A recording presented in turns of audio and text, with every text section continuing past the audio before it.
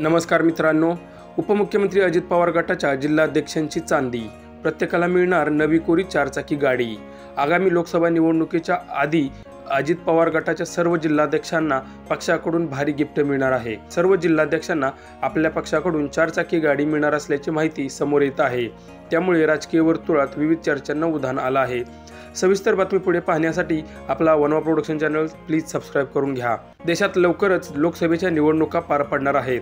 त्यानंतर लगेच राज्यात विधानसभेची निवडणूक असणार आहे। तसेच त्यापाठोपाठ प्रलंबित असणाऱ्या महापालिका निवडणुकांचे देखील बिगुल वाजण्याची भविष्यात शक्यता आहे। त्यामुळे प्रत्येक पक्षाकडून निवडणुकीची जोरदार तयारी केली जात आहे।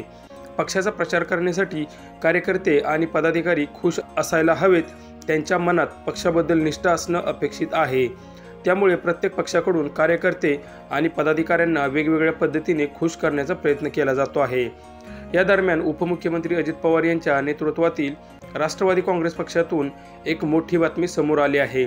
अजित पवार गटाच्या सर्व जिल्हाध्यक्षांना नव्या कोऱ्या चारचाकी गाडी मिळणार आहेत। राष्ट्रवादी काँग्रेसच्या अजित पवार गटाच्या प्रत्येक जिल्हाध्यक्षाला आपल्या जिल्ह्यात पक्षाचा प्रचार करण्यासाठी आणि फिरण्यासाठी पक्षाकडून चारचाकी वाहनं देण्यात येणार आहेत।